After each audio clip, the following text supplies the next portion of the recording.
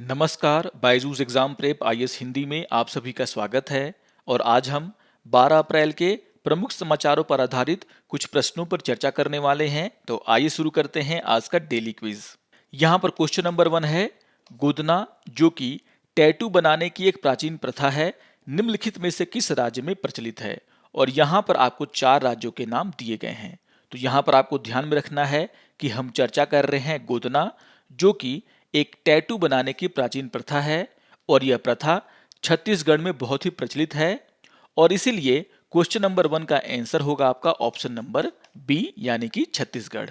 इससे जुड़ा हुआ एक न्यूज आज के द इंडियन एक्सप्रेस में आया है, जहां पर इस प्रथा को लेकर के चर्चा किया गया है। आइए अब क्वेश्चन नंबर 2 पर चर्चा कर लेते हैं। क्वेश्चन नंबर 2 है, निम्नलिखित में से कौन सा भारत का एकमात्र वन क्षेत्र है जिसकी सुरक्षा केंद्रीय रिजर्व पुलिस बल द्वारा की जाती है।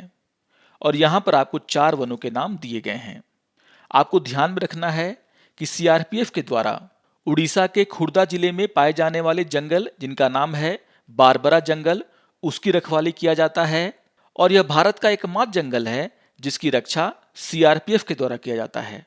और यहां पर आपको यह भी ध्यान में रखना है कि सीआरपीएफ यहां पर इस जंगल में पाए जाने वाले सागौन के पेड़ों को तस्करों से बचाने के लिए डिप्लॉय किए गए थे। और इसके आधार पर अगर देखा जाए तो यहां पर क्वेश्चन नंबर 2 का आंसर होगा आपका ऑप्शन नंबर ए यानी कि बारबरा वन। तो ध्यान रखिएगा, क्वेश्चन नंबर 2 का आंसर है आपका ऑप्शन नंबर ए। और बहुत ही इंपॉर्टेंट क्वेश्चन है ये, इसको आप लोग जरूर रिवाइज करेंगे।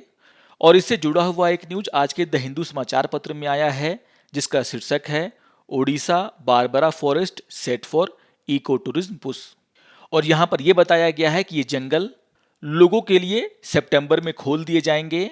और यहां पर सागौन के बहुत ही पुराने पेड़ पाए जाते हैं। तो बहुत ही इंपॉर्टेंट न्यूज है ये, इसको भी आप लोग जरूर रिवाइज करेंगे।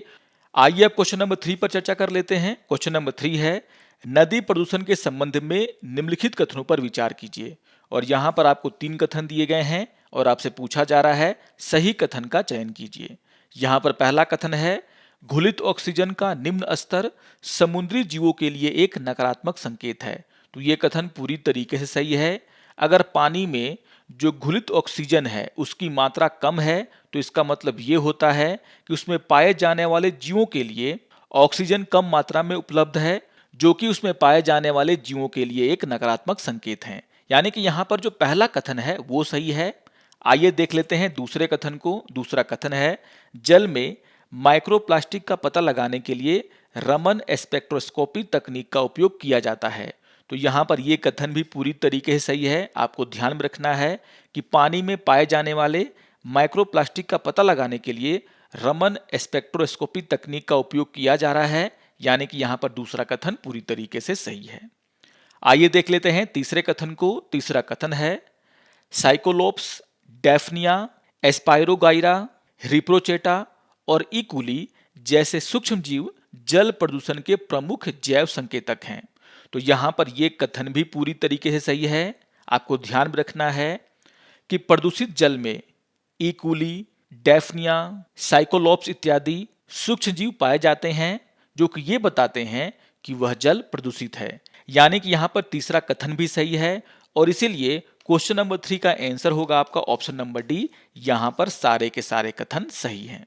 इससे जुड़ा हुआ एक न्यूज आज के द हिंदू समाचार पत्र में आया है, जिसका शीर्षक है, माइक्रोप्लास्टिक्स इन कावेरी रिवर में बी हार्मिंग फिश।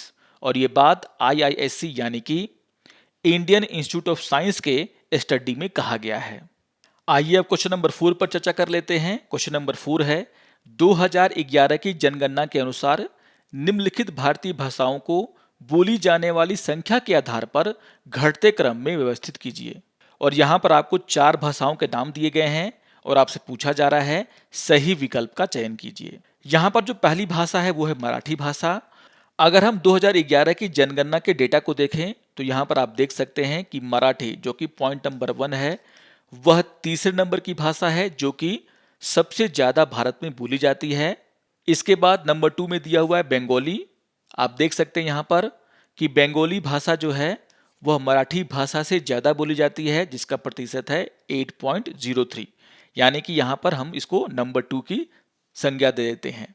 यहां पर नंबर 3 में है तमिल और अगर हम तमिल की बात करें तो यहाँ पर आप देख सकते हैं ये है नंबर 3। तमिल हमारे देश में 5वें नंबर की सबसे ज्यादा बोली जाने वाली भाषा है, लेकिन यहाँ पर हम इसे रैंकिंग दे रहे हैं नंबर 3 का। नंबर 4 में है तेलुगु और आप देख सकते हैं यहाँ पर तेलुगु जो कि तमिल से ऊपर है वो है नंबर 4। और इसके आधार पर अगर देखा जाए तो जो ऑप्शन में भाषाएं दी गई हैं उनमें सबसे ज्यादा बोली जाने वाली भाषा है बंगाली यानी कि नंबर 2, उसके बाद है मराठी यानी कि नंबर 1, उसके बाद है तेलुगु यानी कि नंबर 4 और सबसे अंतिम में है तमिल यानी कि नंबर 3। तो अगर घटते क्रम में हम देखें तो यहाँ पर क्रम बनेगा 2 1 4 3 और इसके आधार पर अगर देखा जाए तो क्वेश्चन नंबर 4 का आंसर होगा आपका ऑप्शन नंबर ए यानी कि 2 1 4 3। तो बहुत ही इंपॉर्टेंट क्वेश्चन है ये, इसको आप लोग जरूर रिवाइज करेंगे और जो डेटा यहाँ पर दिया गया है उसे भी आप लोग जरूर ध्यान से पढ़ेंगे। और इससे जुड़ा हुआ एक न्यूज आज के द इंडियन एक्सप्रेस में आया है जहां पर इस पूरे डेटा को लेकर के चर्चा किया गया है। आइए अब क्वेश्चन नंबर 5 पर चर्चा कर लेते हैं। क्वेश्चन नंबर 5 है निम्नलिखित में से कौन सा संगठन ऊर्जा और जलवायु सूचकांक सूची प्रकाशित करता है। और यहां पर आपको 4 ऑप्शन दिए गए हैं। अगर हम ऊर्जा और जलवायु सूचकांक की बात करें तो इसे नीति आयोग के द्वारा प्रकाशित किया जाता है, यानी कि क्वेश्चन नंबर 5 का आंसर होगा आपका option number C NITI Aayog. और इससे जुड़ा हुआ एक न्यूज आज के द हिंदू समाचार पत्र में आया है जिसका शीर्षक है नीति puts out energy and climate index list. और यहां पर आपको ध्यान में रखना है कि गुजरात, केरला और पंजाब के द्वारा इस लिस्ट में टॉप परफॉर्मर स्टेट की संज्ञा दी गई है। लार्जर स्टेट में गोवा को छोटे स्टेट की कैटेगरी में टॉप परफॉर्मर की संज्ञा दिया गया है और यूनियन टेरिटरी के कैटेगरी में चंडीगढ़ को पहले स्थान पर रखा गया है। तो बहुत ही इंपॉर्टेंट न्यूज है ये, इसको आप लोग जरूर ध्यान से रिवाइज करेंगे। आइए अब एक प्रीवियस ईयर क्वेश्चन पे चर्चा कर लेते हैं और ये क्वेश्चन 2020 में पूछा गया था। क्वेश्चन नंबर 6 है 20वीं शताब्दी के प्रारंभ में भारत में नील की खेती में कमी आई क्योंकि। और यहाँ पर आपको 4 ऑप्शन दिए गए हैं। यहाँ पर आपको ध्यान में रखना है कि 20वीं शताब्दी के प्रारंभ में भारत में नील की खेती में कमी इसलिए आई क्योंकि नए आविष्कारों के कारण विश्व बाजार में यह लाभहीन हो गया था। यानी कि क्वेश्चन नंबर 6 का आंसर होगा आपका ऑप्शन नंबर बी। तो ध्यान रखेंगे क्वेश्चन नंबर 6 का आंसर है आपका ऑप्शन नंबर बी।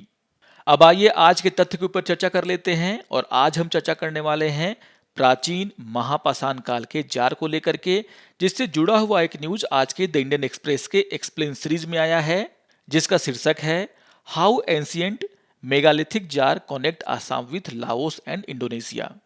और यहां पर इस बात की चर्चा की गई है कि असम में दीमा हसाओ जिले में कई मेगालिथिक पत्थर के जारों की खोज की गई है, जिससे यह पता चलता है कि भारत के पूर्वोत्तर राज्यों का संपर्क दक्षिण पूर्व एशिया के देशों के साथ था। आपको ध्यान में रखना है कि असम में ये जार पहली बार 1929 में ब्रिटिश सिविल सेवकों जेम्स फिलिप मिल्स और जॉन हेनरी हटन के द्वारा देखा गया था और उन्होंने दीमा हसाओं के 6 साइटों में इसकी उपस्थिति दर्ज की थी।